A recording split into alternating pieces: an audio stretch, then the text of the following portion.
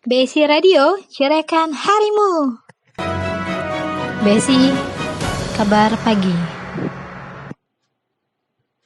Selamat pagi para pendengar setia BSI Radio. Kembali lagi bersama saya Devina Ramadhani dalam BSI Kabar Pagi. Di BSI Radio, sejumlah informasi terpercaya dan teraktual telah disiapkan oleh tim redaksi kami untuk menemani pagi hari Anda dalam 30 menit ke depan. Besi, kabar pagi. Berita pertama datang dari dunia pendidikan Indonesia. Akibat dari mewabahnya virus COVID-19, pemerintah menetapkan sistem belajar online bagi para pelajar dan juga mahasiswa. Berikut liputannya. Baik, selamat pagi pemirsa VSN TV. Saya Putri Utari, sudah berada di daerah Jakarta Timur, tepatnya di depan kampus Universitas Bina Sarana Informatika. Wabah COVID-19 telah memunculkan beragam kepanikan. Salah satunya adalah ranah pendidikan tinggi. Menurut surat edaran Mendikbud RI nomor 3 tahun 2020 tentang pencegahan COVID-19 pada satuan pendidikan, mulai dari TK hingga perguruan tinggi. Universitas Bina Sarana Informatika pun mengambil langkah tegas atas himbauan pemerintah untuk melakukan aktivitas dari rumah, baik dosen ataupun mahasiswa.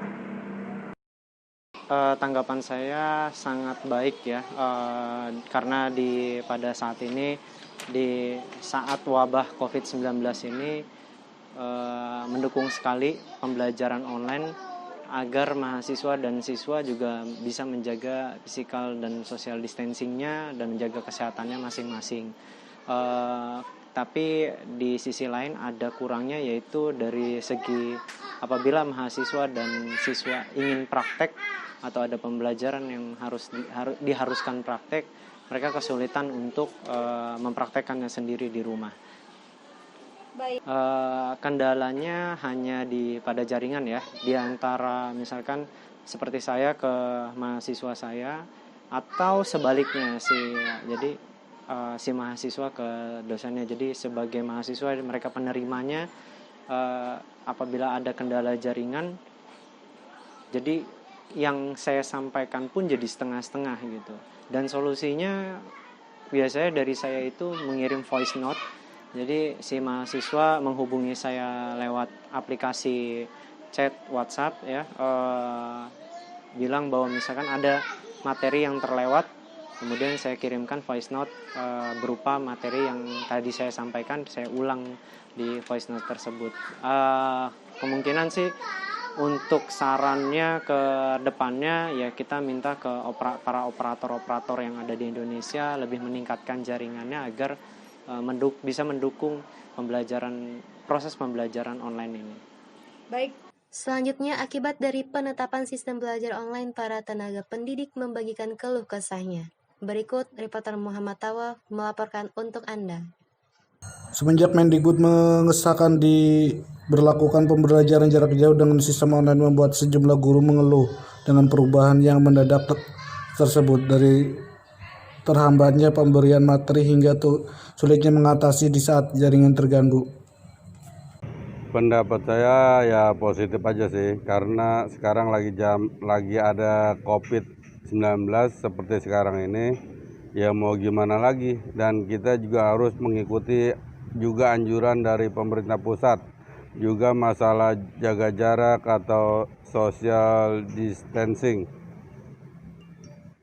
Terus bagaimana kesan yang didapat dalam melakukan pembelajaran dengan sistem online ini, Pak? Kesannya yang didapat ya ada negatif, ya ada positifnya ya. Karena pelajaran sistem online juga kadang kurang efektif, dan juga para anak murid juga kurang paham karena pembelajaran seperti ini. Yang kadang suka menjadi kendala sih masalah sinyal. Untuk pelajaran lewat online seperti ini, kadang dari orang tua juga sering-sering mengeluh. Dan dari kebijakan seperti guru juga mengarahkan untuk via WhatsApp grup dan untuk tidak menggunakan aplikasi Zoom. Oke, terima kasih Pak waktunya. Sama-sama Mas. Besi, kabar pagi. Prostitusi online kembali marak diperbincangkan oleh masyarakat Indonesia. salah satu publik figur terlibat dalam kasus ini. Berikut liputannya. Tanah air kembali dihebohkan dengan beredarnya kabar mengenai artis Indonesia yang terjaring prostitusi online. Artis berinisial HH digerebek polisi di salah satu hotel di Medan bersama dengan 2 orang pria berinisial A dan R yang merupakan mucikari dan pria yang diduga melakukan pembayaran untuk artis yang berinisial HH. Tanggapan mengenai yang sekarang terjadi seperti artis yang terjerat kasus prostitusi online dalam media sosial, sebenarnya nggak asal lagi, karena itu udah marak ya terjadinya. Contohnya nggak jauh-jauh kayak seperti kita sebut aja FA ya, mereka mungkin melakukan seperti itu dengan alasan tersendiri. Kedua, mereka adalah salah satu figur entertainment, kita bilang harusnya menjadi contoh buat kita.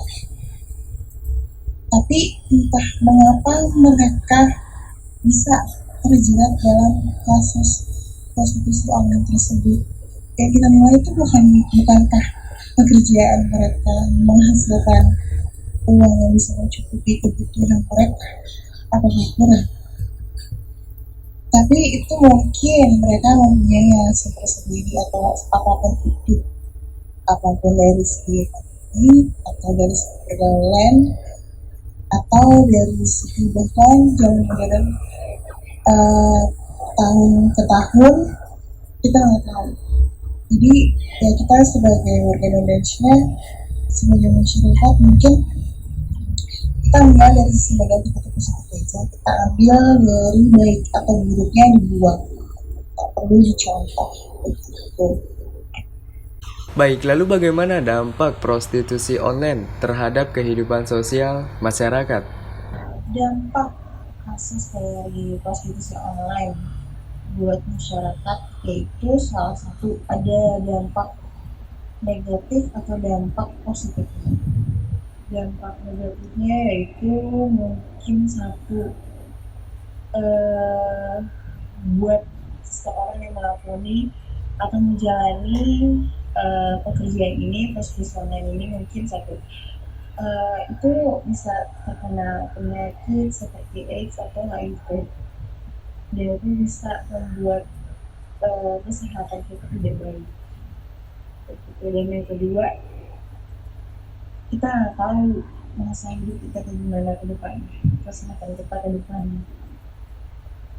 Apabila pekerjaan tersebut tidak punya pengalaman, itu lebih bahaya, sangat-sangat bahaya. Karena itu kita bertemu dari orang satu ke orang lain lagi, dan kita belum tahu apakah orang itu bersih atau tidak, apakah dia mempunyai penyakit atau tidak.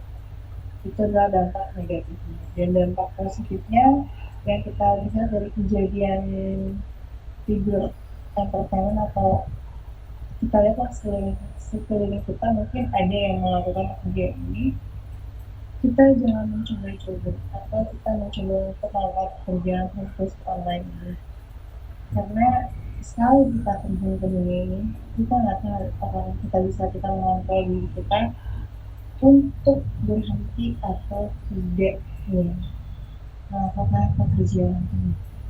Apalagi kita bilang pekerjaan ini cukup menguntungkan dalam segi materi dan pekerjaan yang cukup gratis, mendapatkan uang sebanyak dan sedikit itu. Begitu.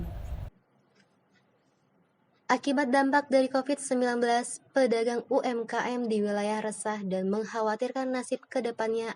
Saya Devina Ramadhani, saat ini berada di daerah Saburang, Kendal, Jakarta Barat. Seperti yang kita ketahui, dampak dari COVID-19, pemerintah menganjurkan work from home atau WFH. Semenjak diberlakukan WFH, pedagang mengalami penurunan omset. Bagaimana kondisi pedagang kaki lima pada saat wabah COVID-19, Mas Fitra? Untuk kondisi pedagang, pengunjung itu lumayan sepi sekarang, biasanya ramai. karena pengunjung pada berkurang semenjak ada wabah COVID. Gimana dampak pengaruh pedagang kaki lima ini? Apakah omset turun atau tidak? Turunnya berapa persen? Turun drastis banget. Biasanya kan kalau misalnya di bulan suci Ramadan gini kan penghasilan tuh meningkat dari 100% menjadi 180. Semenjak ada wabah kayak gini jadi menurun. Bukan yang menghasilkan malah merugikan. Jadi penghasilan cuma 50% doang per hari. Biasanya lebih dari 50% kalau misalnya itu. Kenapa Mas Fitra memilih untuk tetap berdagang? Alasannya apa? Alasan saya untuk tetap berdagang ya karena saya mempunyai keluarga yang butuh makan juga, dan kita juga harus mencari penghasilan. Pemerintah mengeluarkan PSBB ya ngeluarin aja, cuman kan nggak bantuan buat keluarga juga kan kurang. Misalkan ada pembantuan cuman kurang, kita juga harus nyari pemasukan. Selain pedagang UMKM, penurunan penghasilan juga dirasakan oleh pemilik kafe-kafe dan restoran yang biasanya ramai dikunjungi anak muda, sekarang berubah drastis. Berikut liputannya. Kalau dari dampak signifikan sih ya jelas penurunan dari omset, apalagi waktu beberapa bulan awal itu COVID lagi pandemi, ya pasti kita drop banget. Apalagi harus ada lockdown segala macam, kita cuma bisa take away dan nggak bisa open dine in. Nah, itu mempengaruhi sekali, tidak seperti bulan-bulan dan tahun sebelumnya. Seperti itu sih Mbak. Terus kalau misalkan solusi dari Kopi Mami sendiri untuk mengatasi hal-hal tersebut itu seperti apa Mas? Ya, kita adakan beberapa promosi waktu awal-awal bulan pandemi terjadi. Kita cuma bisa take away, kita ngadain promosi-promosi juga, dan itu sedikit banyak agak membantu juga karena kita ngadain donasi-donasi juga yang memancing antusias dari masyarakat sekitar untuk ikut membantu salah satunya. Dan sekarang kalau sudah bisa dine in, ya alhamdulillah mulai merangkak naik. Oke, harapan kedepannya seperti apa Mas untuk Indonesia dan untuk Kopi Mami sendiri? Untuk Indonesia semoga semakin baik. Terus kalau untuk Kopi Mami ya sama sih harapannya, semoga makin baik. Ya mudah-mudahan COVID segera berlalu, 19 kembali normal, terus kita semua bisa mengatasinya dengan bijaksana. Oke, terima kasih Mas. Selamat pagi. Besi, kabar pagi.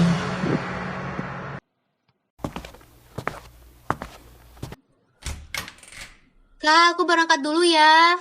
Dek, bentar deh. Kamu kok nggak pakai masker sih? Ih, enggak Kak, ribet. Iya, ribet-ribet. Itu virus corona itu masih ada di mana-mana. Kamu kalau misalkan sakit, siapa teman berantem kakak? Ih, kok gitu sih Kak? Ya udah aku pakai masker. Oke ya, kan kakak nggak mau kamu sakit nih, sanitizernya juga bawa. Oke. Yaudah, hati-hati. Oke Kak. Dadah. Besi, kabar pagi. Kembali terjadi massa turun ke jalan untuk menolak rancangan Undang-Undang Himpunan Ideologi Pancasila. Hampir dari setiap kalangan ikut turun ke jalan untuk berdemo di depan gedung MPR DPR. Mereka menolak pengesahan rancangan Undang-Undang Himpunan Ideologi Pancasila. Berikut reporter Sanwani melaporkan untuk Anda. Aliansi Nasional Anti Komunis Anak NKRI akan kembali menggelar demonstrasi di gedung MPR atau DPR RI Jakarta pada Kamis tanggal 16 bulan 7 hari ini. Mereka menuntut agar DPR bersikap dan mencabut rancangan Undang-Undang Haluan Ideologi Pancasila atau RUU HIP dari Prolegnas. Aliansi diklaim beranggotakan 174 organisasi masyarakat atau ormas. 3 diantaranya adalah Persatuan Alumni PA 212, Front Pembela Islam FPI, dan Nasional Pengawal Fatwa GNPF. Halo, selamat sore Mas. Sore Mas. Baik Mas, boleh minta waktunya sebentar saja Mas? Boleh, boleh. Baik, dengan siapa ini kami bicara Mas? Dengan Mas Firmansyah. Bagaimana pendapat Anda tentang masalah perubahan RUU HIP, haluan ideologi Pancasila yang akan diputuskan oleh Dewan Perwakilan Rakyat? Kalau pendapat saya sih kurang setuju ya Mas ya, karena kita mewakili sekarang demo di sini merasa keberatan, dan kita juga sudah berkoordinasi dengan ketua tim demo gimana agar bisa demo ini ada hasil dan maksimal untuk membatalkan tentang perubahan RUU itu. Dampak dari COVID-19 juga dirasakan oleh para pekerja dan karyawan kantoran yang perusahaannya menetapkan kebijakan. Untuk para karyawannya bekerja dari rumah, berikut adalah wawancara perihal dampak dan kendala yang dirasakan oleh karyawan selama bekerja dari rumah. Selamat pagi, pemirsa Kabar Pagi. Saya sudah berada di daerah Jakarta Timur, tepatnya di daerah Rawamangun. Seperti yang kita ketahui, akibat COVID-19, pemerintah menganjurkan untuk memberlakukannya work from home bagi instansi pemerintah hingga perusahaan swasta. Hingga saat ini, sudah banyak instansi pemerintah, perusahaan lokal maupun perusahaan swasta, yang menghentikan aktivitas kerjanya sementara waktu ini, dan memberlakukan karyawannya untuk kerja di rumah. Bersama kami sudah ada Mbak Feby, salah satu karyawan dari PT Pipa Mas, yang perusahaannya sudah memberlakukan work from home. Menurut saya sih sangat bagus ya Mbak. Pertama itu dia bisa cukup mampu untuk mengurangi penyebaran COVID-19 itu sendiri. Dari pertengahan Maret. Untuk Mbak Feby itu mengalami kendala dan bagaimana solusinya? Kendala sih pasti ada ya Mbak, pasti ada kendalanya. Kendala pertama yang saya rasa ini itu sulitnya untuk minta approval ya, minta tanda tangan sama atasan. Karena kan jaraknya jauh gitu, komunikasinya juga agak-agak susah. Sejak Presiden Joko Widodo menetapkan wabah virus corona sudah mulai masuk di Indonesia, mendadak muncul beberapa program sosial, salah satunya program makan warteg gratis atau potongan harga bagi setiap pengunjungnya. Dan saat ini reporter Muhammad Tawaf sudah terhubung dengan Mbak Syanas Haki untuk meminta pendapatnya perihal program tersebut. Besi, Kabar Pagi.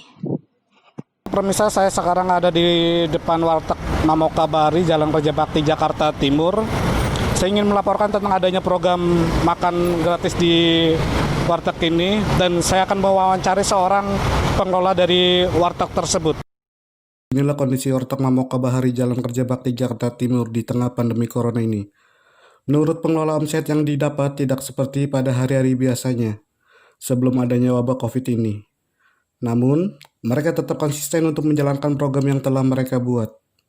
Tawaf, Assalamualaikum. Waalaikumsalam. Oke Mbak, pertanyaan saya hanya saat ini banyak gerakan sosial membantu masyarakat seperti bagi sembako dan makan warteg gratis untuk para pekerja informal harian. Tanggapannya bagaimana Mbak? Saya itu ya berpikir dan merenung tentang munculnya kesadaran baru loh Tawaf. Dan tanggapan saya tentu positif ya. Kita ini sebentar lagi hitungan hari kan kita masuk ke bulan Ramadan. Nah, kecenderungan kita adalah bulan Ramadan itu sebetulnya lebih konsumtif dan tidak paham tentang arti kata cukup. Nah, sehingga bayangkan untuk anak-anak yang dari strata sosial seperti ini, di kepalanya udah bukan sekolah lagi. Tapi bagaimana mencari sembako untuk membantu orang yang ada di rumah. Nah, mungkin kesadaran seperti ini nih Tawaf, yang membuat saya adalah sebuah kesadaran tentang yuk kita nggak usah berpikir dia agamanya apa, warna kulitnya apa, gitu kan ya. Yang penting udah kalau ngebantu, karena kita adalah sesama manusia yang lagi jalan dan mengelana sesaat di bumi Tuhan gitu. Jadi buat saya pertanyaan Tawaf tadi adalah tanggapannya bagaimana? Positif, sangat positif. Sehingga membuat kita menjadi orang yang lebih baik gitu. Dan mengalami bulan Ramadan lebih dari 1 bulan. Dan sekian pendapat dari Mbak Sana setelah kita wawancarai, dan kita akan kembali ke studio. Besi, Kabar Pagi.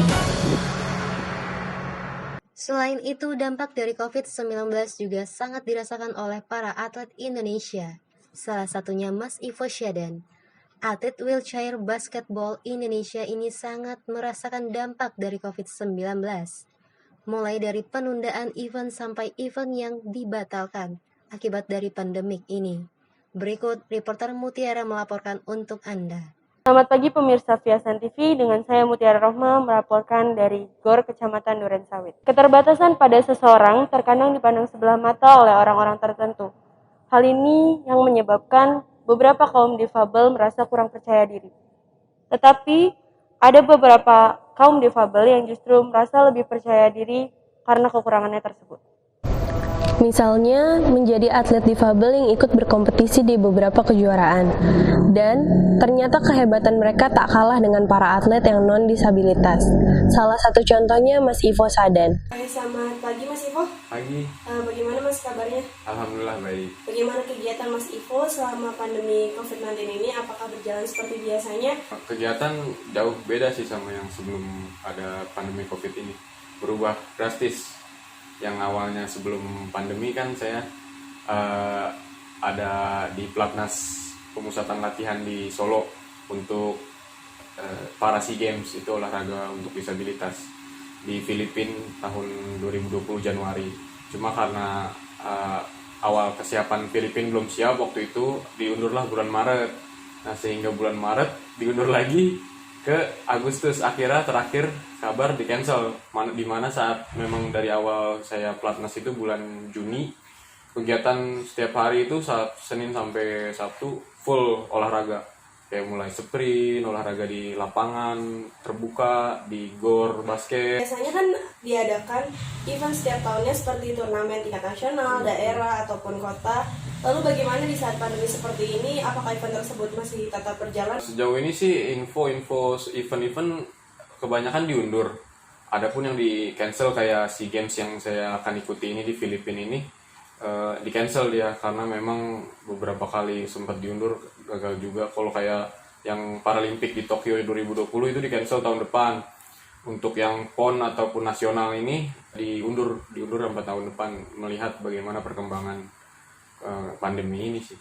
Di Asian Para Games satuan rumah kita belum mendapatkan medali, tapi ketika ini untuk Platnas keduanya, tahun keduanya, kita dapat medali di tryout aja. Kayak kemarin tryout di Malaysia kita dapat juara 3. Terus kemarin juga event nasional ada kejurnas itu antar daerah. Alhamdulillah saya kan dari mewakili Jabar, dapat medali emas di kejurnas antara daerah. Baru segitu aja sih prestasinya. Harapannya sih untuk saat ini ya pasti segera pulih sih pandemi, selesai, aktivitas bisa kembali normal, olahraga bisa dilanjutin lagi, bisa melanjutkan cita-cita bikin mewakili dan mengharumkan nama bangsa ya. Pokoknya pandemi ini selesai dulu aja biar semua bisa aktivitas seperti normal lagi. Baik Mas, terima kasih atas waktunya ya Mas. Selamat pagi. Pagi, sama-sama.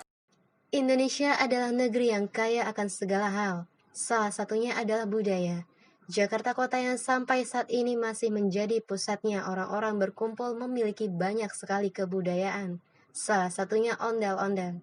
Boneka raksasa ini sering dijadikan sebagai pertunjukan dalam festival budaya Betawi. Dan saat ini reporter Devi akan menyiarkan berita ini untuk Anda. Assalamualaikum warahmatullahi wabarakatuh. Saya Devina Ramadhani, saat ini berada di daerah Kampung Ondel-Ondel, letaknya di Pasar Gapok, Jakarta Pusat. Indonesia memiliki ragam suku yang melimpah. Salah satu sukunya adalah suku Betawi. Suku yang mayoritas penduduknya bertempat tinggal di Jakarta ini sudah ada sejak zaman penjajahan Belanda. Bapakmu, saya ingin bertanya mengenai tentang kebudayaan Betawi. Bagaimana cara mempertahankan eksistensi budaya ondel-ondel di masyarakat? Mempertahankan ondel-ondel di masyarakat sebenarnya kalau kata mudah tidak mudah, kalau kata gampang tidak gampang, ya Mbak ya. Jadi gini, kita mempertahankannya dengan cara sekarang yang pernah kita lihat, yaitu jalan-jalan memperkenalkan ondel-ondel dengan cara mengamen. Satu, apabila ondel-ondel tidak dijalankan dengan mengamen, jujur itu waktu tahun 70-an masyarakat Betawi kenal kebudayaan tapi tidak kenal yang namanya wujudnya ondel-ondel. Itu aja, cara memperkenalkannya kita melalui mengamen. Lalu bagaimana tanggapannya mengenai isu yang akan dibuat oleh Pemkot? Arahkan, jangan mereka dibuatkan tapi tidak ada arahannya. Jadi tujuannya kita tidak punya satu tujuan. Jadi ujung-ujungnya ondel-ondel nanti akan hilang dengan sendirinya bila Pemprov DKI dipakai. Ataupun apabila Pemprov DKI ingin menghapus, silakan. Tapi tolong ditaruh di instansi tertentu biar masyarakat mengenal apa sih kebudayaan Betawi, apa sih yang namanya ondel-ondel. Terima kasih Bapak Mul atas waktunya. Assalamualaikum warahmatullahi wabarakatuh. Berita tadi sekaligus menutup rangkaian siaran BSI Kabar pagi hari ini. Saya Devina Ramadhani beserta tim yang bertugas pamit undur diri. Selamat beraktivitas kembali, terima kasih dan sampai jumpa.